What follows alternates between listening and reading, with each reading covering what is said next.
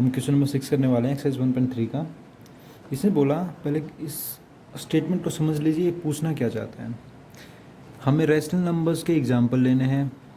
ऐसे rational number जो P by Q form में तो होते ही रैशनल नंबर्स, लेकिन पी और क्यू में कोई भी कॉमन फैक्टर नहीं होना चाहिए, मीन्स आपस में कटिंग नहीं होनी चाहिए उनकी। ऐसे नंबर्स की बात कर रहे हैं, ठीक है ना।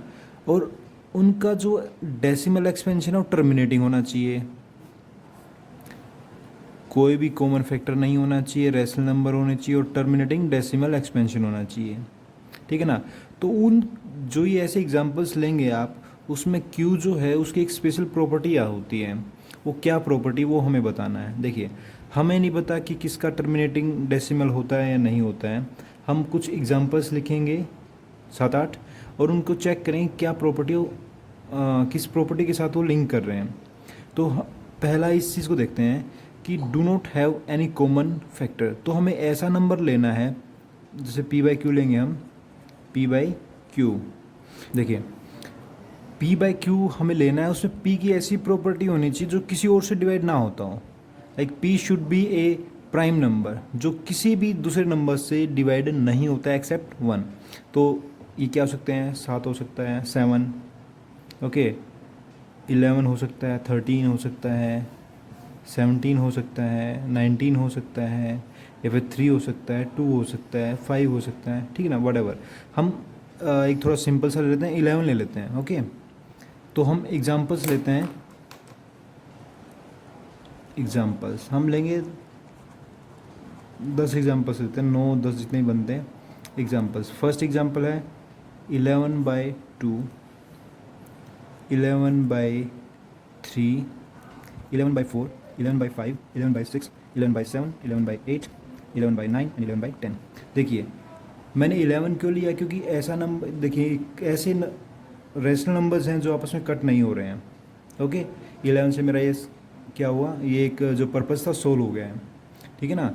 अब हम इनका डेसिमल एक्सपेंशन निकालेंगे और देखेंगे कि किस किस का टर्मिनेटिंग है। टर्मिनेटिंग है तो उनकी जो क्यू है उसमें वो किस प्रॉपर्टी को सेटिस्फाई कर रहा है। So we will start, okay, we get the answers. देखिए, अब हमें इनको थोड़ा सा समझना, स्टडी करना है। ये टर्मिनेटिंग है, ये टर्मिनेट कर गया, ये टर्मिनेटिंग है, ये भी टर्मिनेटिंग है, ये भी टर्मिनेटिंग है, लेकिन ये जो है ये टर्मिनेटिंग नहीं है, ओके। ये रिपीटिंग है, रिपीट कर रहे हैं। अब हमने एग्जांपल्स लिए, इन एग्जाम्पल्स में हमें पता लग गया कि टर्मिनेटिंग डेसिमल एक्सपेंशन इसका है, ये है, ये है, ये है और ये है। तो इनके क्यू की प्रॉपर्टीज़ को देखते हैं, ओके। ओके, हम लेते हैं इसको, नंबरिंग हो गई है इसकी।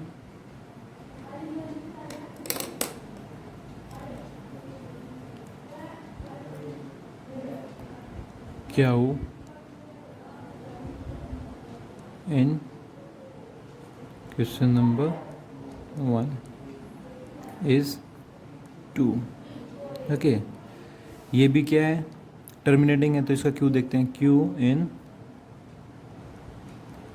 थर्ड, इसमें है 4 को मैं लिख सकता हूँ 2 × 2 और 2⁻²।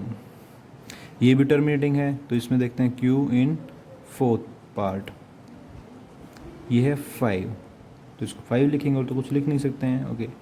ये टर्मिनेटिंग नहीं, ये टर्मिनेटिंग है, तो इसको लिखते हैं Q in fifth part, sorry this is 7th part, is 8 को मैं लिखता हूँ 2 × 2 इज इक्वल टू 2⁻3। ये टर्मिनेटिंग नहीं, ये टर्मिनेटिंग है, Q in 9th part is 10 को लिखता हूँ 2 × 5। यहाँ पे एक चीज़ देखने वाली है, देखिए जो भी टर्मिनेट कर रहा है उसके जो डिनोमिनेटर है यानी क्यू है उसमें या तो 2 है या 5 है, या तो 2 है या 5। देखिए 2, 2 and 2, 2, 2, 2, 2, या फिर क्या है 5, ये है 5, ये है 5, दो ही चीज़ हैं। या तो 2 है या 5 है। तो इससे हम ये एक जनरलाइज हमने निकाला है क्यू की प्रॉपर्टी जो उसने पूछी थी, what property Q must satisfy. तो इस Q has factors in the power of 2 and 5 only। Means इसको लिखना चाहे तो ऐसे लिख सकते हैं, क्यू जो है वो 2 raise to power something, let's say m multiply 5 raise to power n, इस फॉर्म में होना चाहिए। क्योंकि जो फैक्टराइजेशन है वो 2 raise to power m and 5 raise to power n, means या तो 2 की पावर कुछ न कुछ होगी या 5 की पावर कुछ न कुछ होगी या दोनों का मल्टीपल होगा। ये क्यू की एक एग्जैक्ट प्रॉपर्टी है जो सेटिस्फाई करेगा। 3 numbers whose decimal expansion is non-terminating and non-recurring, RECURRING, recurring। Okay, देखिए, नॉन टर्मिनेटिंग नॉन रिकरिंग जो होते हैं ये होते हैं इरेशनल नंबर्स। क्या होते हैं? Irrational numbers. क्या होते हैं? Irrational numbers. तो एग्जांपल नंबर 1 लेते हैं, 1 2 एंड 3। इजी है, जो लिखते हैं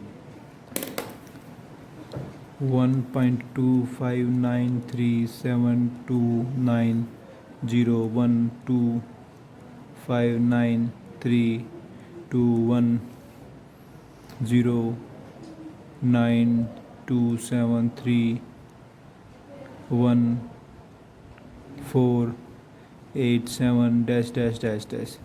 ये नंबर क्या है? ना तो रिपीट हो रहा है, कोई भी डिजिट्स ऐसा नहीं कि ये ब्लॉक बन गया उसको रिपीट कर रहा है, ठीक है ना।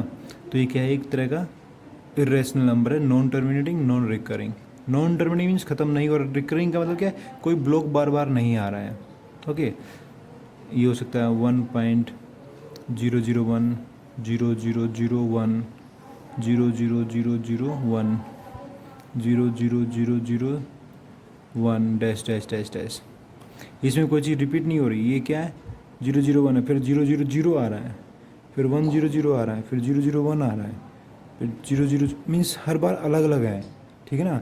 ये नंबर हो सकता है 2.593012748532 डैश डैश डैश डैश। ये भी क्या है? Non repeating non terminating non recurring का मतलब था रिपीटिंग, रिपीट भी नहीं हो रहा है और टर्मिनेट भी नहीं कर रहा। These are the 3 examples. बीच में फाइंड 3 डिफरेंट इरेशनल नंबर। पहले जो तरीका एक स्टेटमेंट आई थी उसमें हमने रैशनल नंबर निकालने थे, अब इरेशनल नंबर्स। अब क्या निकालना है हमें? इरेशनल नंबर निकालना है। क्या निकालना है? Irrational number. सिंपल सा मेथड है। पहले क्या, इन दोनों का क्या कर दीजिए, वैल्यू लिख दीजिए दोनों की। 5/7 की वैल्यू कितना है और 9/11 की value. Okay, these are the two values of this rational numbers, 0.714285। अब देखिए, सिंपल सी बात है, वो जो नंबर आएगा उनके बीच में आना चाहिए, तो 0.71 से बड़ा होना चाहिए और 0.81 से कम होना चाहिए। तो you can write any 3 numbers, first number, second number, third number. सिर्फ मैं आपको स्टार्टिंग दे रहा हूँ, एंडिंग अपने आप करेंगे आप। 0.72 हो सकता है, उसके बाद कोई डिजिट लिख दीजिए। 0.75 हो सकता है, 0.80 हो सकता है। इनके बाद वही लिखना है जैसे इसमें किया था, स्टेटमेंट में किया था, वैसे ही यहाँ भी करना है। डिजिट्स लिखनी है लेकिन रिपीट नहीं होने चाहिए, रिपीट नहीं होना चाहिए। 1 2 3 5 0 9 7 8 3 8 7 2 5 4 dash dash dash. Same 3 5 1 2 0 4 1 2 4 1 0 3 9 5 dash dash 7 6 4 5 2 8 1 9 3 2 0 1 4 5 8 something dash dash dash. Okay, this is question number 8। I hope आपको ये समझ में आया होगा। Thank you and have a nice day.